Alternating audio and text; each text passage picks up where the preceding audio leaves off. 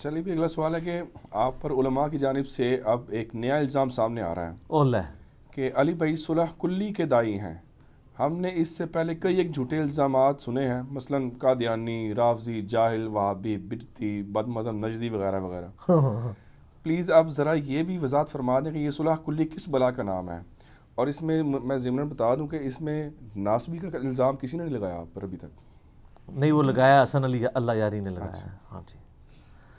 تو بات یہ کہ یہ صلح کلی بھی یہ جتنی گالیاں ہیں ان کی ایک بہن ہی ہے، لیکن چونکہ یہ عام طور پہ یہ گالی نہیں دی جاتی، یہ ہمیشہ علمی لوگ گالی دے سکتے ہیں، یعنی علماء. عوام کو تو پتہ ہی نہیں یہ صلح کلی کیا ہے. اور یہ گالی ہم نے پہلی دفعہ صلح کلی کی گالی، میں اس وقت میٹرک کا اسٹوڈنٹ تھا، تو ہم نے پہلی دفعہ انٹروڈیوس ہوئے کہ یہ بھی کوئی دنیا میں چیز ہوتی ہے، کسی کو یہ بھی کہنا ہوتا ہے صلح کلی. یہ گالی جو ہم نے میٹرک لیول پہ سب سے پہلے سنی وہ ڈاکٹر طاہر القادری صاحب کے بارے میں، کیونکہ ڈاکٹر طاہر القادری صاحب بریلوی مکتبہ فکر میں وہ عالم تھے جو اس وقت تھنک آؤٹ آف باکس کرنے والے تھے. انہوں نے کہا یار دیوبندیوں، اہل حدیث اور شیعہ سے ہمارے اختلاف اپنی جگہ، لیکن ہمارے بھائی ہیں یار، ان کے پیچھے نماز بھی ہو جاتی ہے. انہوں نے تھنک آؤٹ آف باکس کیا. تو ان کے بارے میں فتویٰ بریلوی جو اسٹرانچ قسم کے علماء تھے، انہوں نے کہا یہ تو صلح کلی کا ہے. یہ ہم یعنی دعوت اسلامی میں تو ہم نے پہلی دفعہ 92 میں، یعنی آج سے 27 سال پہلے یہ ٹرم سنی تھی. ہمارے لیے کوئی یعنی نئی ٹرم نہیں ہے، لیکن مسلمانوں کی اکثریت کو اس بلا کا نام نہیں پتا. صلح کلی، اس کے لفظ پہ ہی آپ ذرا غور کریں. صلح کہتے ہیں یعنی میل جول، کسی کے ساتھ رہنا، اور کلی سب کے ساتھ. یہ کلی عربی والا کل ہے، ٹھیک ہے. یہ کلی وہ قاف وہ نہیں ہے وہ جو 2 نقطوں والا ہے، وہ کلی تو وہ ہوتا ہے نا جو آپ کو اسٹیشن پہ ملتا ہے سامان اٹھانے والا. یہ کاف کش والا کلی ہے، یہ کاف کلرک والا، یا کاف دوسرے والا، ٹھیک ہے نا. یہ وہ ہے صلح کلی. تو وہ ڈاکٹر طاہر القادری صاحب کے کہتے تھے صلح کلی کا قائل ہے، کہتا سب کو ساتھ لے کے چلو. یہ سودا چونکہ بکا نہیں ہے، کیونکہ ہمارے معاشرے میں لوگ فرقہ واریت سے اتنے تنگ ہیں کہ جو صلح کلی کی بات کرتا ہے نا، عوام اس کو ایکسیپٹ کرتی ہے. یعنی اس وقت اگر آپ صلح کلی کا امام کسی کو دیکھنا چاہتے ہیں نا، تو مولانا طارق جمیع صاحب ہے حافظہ اللہ تعالی. یعنی اگر آپ پوچھیں نا کہ صلح کلی کی گالی سب سے بیسٹ کس پہ فٹ ہوتی ہے، تو طارق جمیع صاحب. جب آپ یہ ان کو بتائیں گے نا ان پہ فٹ ہوتی ہے، پھر آپ کو صلح کلی کا مطلب سمجھ آ جائے گا. ہاں یار وہ تو شیعہ کی امام بارگاہ میں بھی چلے جاتے ہیں یار، وہ تو بریلویوں کی مسجد میں بھی چلے جاتے ہیں یار، وہ تو اہل حدیث کے ساتھ بھی اس نے سلوک کرتے ہیں، وہ سب کے ساتھ. تو اس کو کہتے ہیں صلح کلی. ہم صلح کلی کے بھی قائل ہیں، لیکن اس طرح کی صلح کلی نہیں کہ ہم کسی کی غلط ایکٹیویٹیز میں بھی اس کا حصہ بن جائے. یہ صلح کلی اس اعتبار سے تو ہمیں قرآن نے سکھائی ہے. سورہ آل عمران کی آیت نمبر 64 کیا ہے؟ قل یا اہل الکتاب تعالوا الی کلمۃ سواء بیننا وبینکم الا نعبد الا اللہ. آؤ اہل کتاب، جیوز اور کرسچنز، تم بھی ہمارے ساتھ آ جاؤ، ہم سے صلح کلی کر لو اس بات پہ کہ ہم مت پوجیں کسی کو سوائے اس ایک اللہ کے. توحید کے اوپر تو پوری انسانیت کی صلح کلی ہے.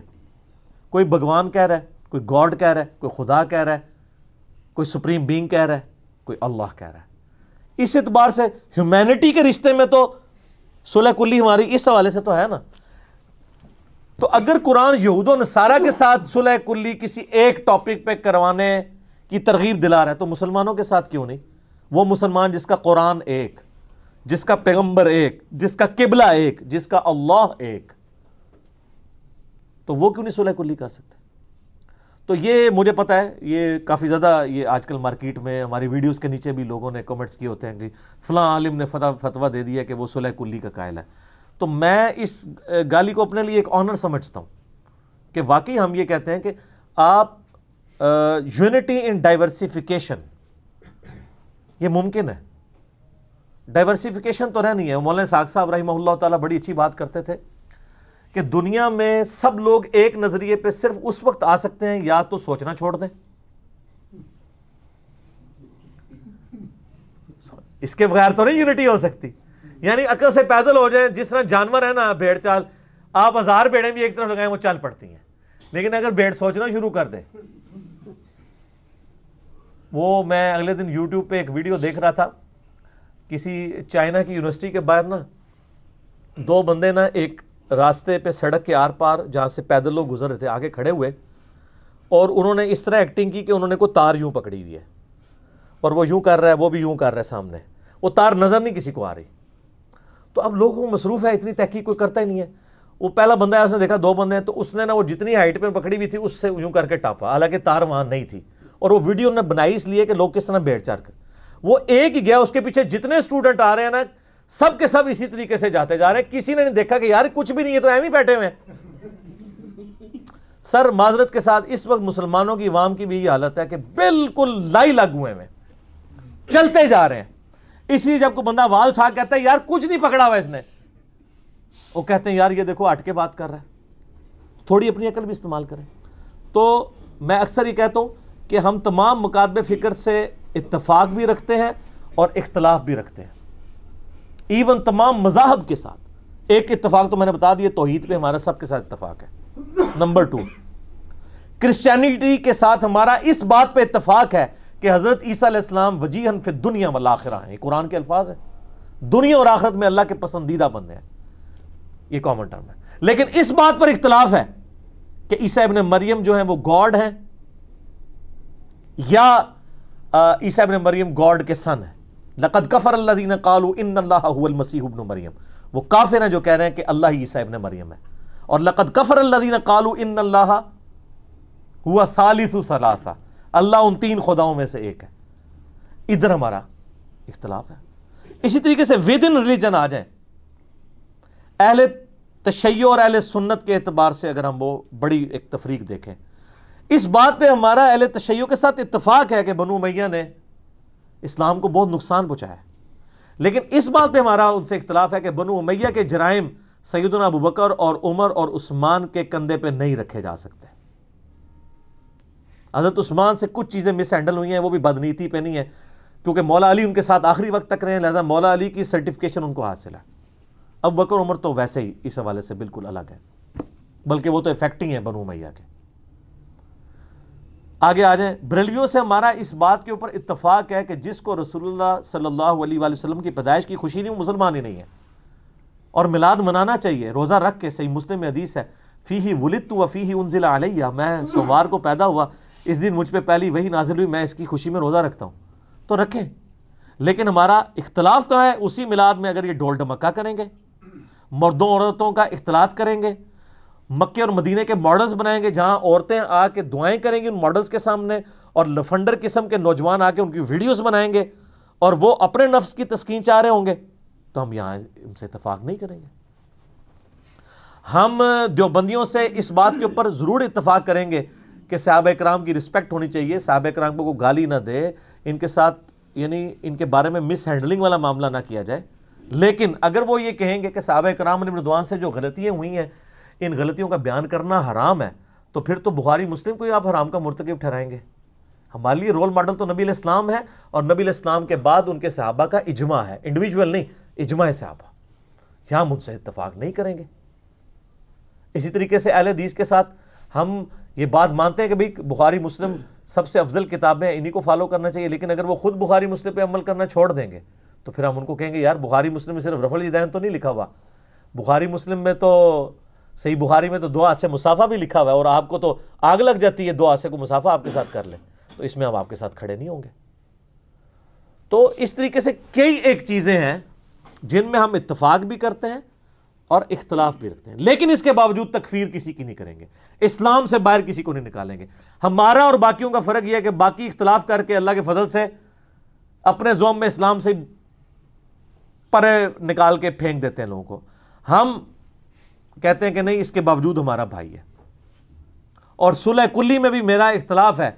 ہم اس صلح کلی کو نہیں مانتے کہ جس میں آپ شرک کے اوپر بھی کمپرومائز کر لیں، باقی معاملات میں بھی کمپرومائز کر لیں، وہ بھی نہیں ہونا چاہیے. اپنا آپ جو عقیدہ قرآن و سنت کے مطابق ہے اس کو فالو کریں، ٹھیک ہے. آپ تبلیغی جماعت میں رہنا چاہتے ہیں ضرور رہیں، لیکن اپنی آنکھیں کھول کے. فضائل مال میں اگر غلط واقعات آ رہے ہیں ان کو ہائی لائٹ کریں کہ یار فضائل مال کے بجائے قرآن سے درس دو، یا کم از کم چھانٹی کر کے ایک بار خود پڑھ لیا کرو کہ پڑھ رہے کیا ہوئی ہے، یہ چیز پیش کی بھی جا سکتی ہے کسی کو کہ نہیں، ٹھیک ہے کریں. وہ رفع دین سے نماز نہیں پڑھتے. رائے ونڈ میں بیرون کی مسجد ہے, جو باہر کی جتنی جماعتیں ہیں سب رفع دین سے نماز پڑھتے ہیں. آپ نماز سنت کے مطابق رفع دین سے پڑھیں جو بخاری مسلم میں لکھا ہے. اختلاف رائے اپنی جگہ رکھیں. میں آپ کو مزے کی بات بتاؤں, طارق جمیل صاحب کو جب ہم دوسری دفعہ ملنے گئے نا, تو ان کے ڈرائیور نے پہلی دفعہ جب ان کے ڈرائیور نے خود بتایا کہ جی ہم جب سفر میں ہوتے ہیں ہم بھی نمازیں جمع کرتے ہیں, لیکن فقہ حنفی والے قائل نہیں نمازیں جمع کرنے کے. تو تھنک آؤٹ آف باکس کیا ہوا ہے, لیکن ضرورت اس چیز کی ہے کہ اس کو پبلکلی اناؤنس بھی کیا جائے. اس میں پھر مصیبت کھڑی ہو جاتی ہے.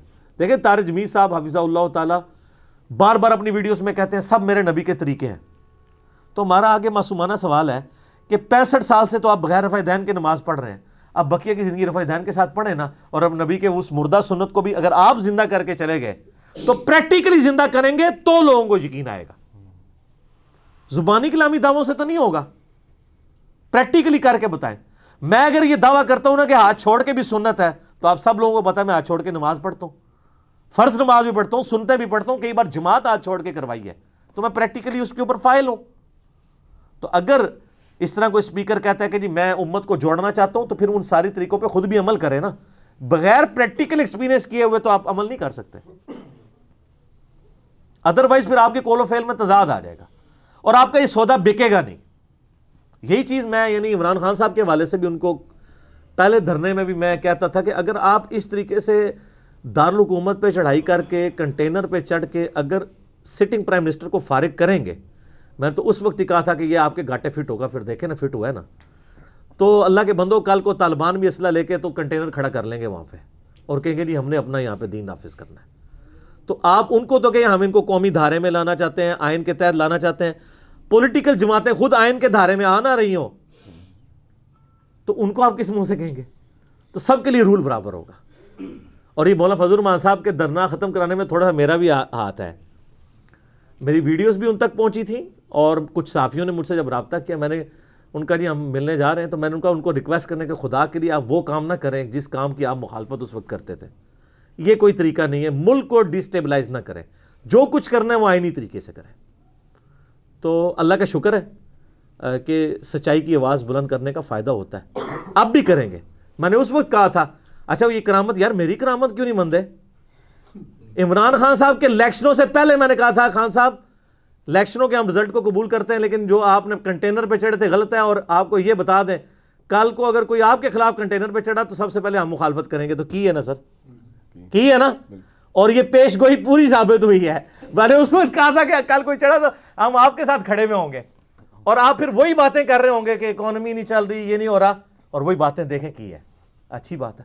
اب میرا کوئی حالات سٹیبل ہو رہے ہیں, اللہ کرے کہ یہ سٹیبل ہو جائیں حالات. تو آپ کہیں یہ مجدد ہونے کا دعویٰ تو نہیں کر رہے؟ نہیں, میں مجدد ہونے کا دعویٰ نہیں کر رہا, نہ میں نجومی ہونے کا. یعنی ہم لوگ یعنی وہ چیزوں کو آبزرو کر لیتا نا بندہ کہ کیا ہو رہا ہے, اور مکافات عمل ہے دنیا, اس میں ہوتا ہے سب کچھ, وہ فوراً آ جاتا ہے, مکافات عمل والا معاملہ ہو جاتا ہے. ٹھیک ہو گیا.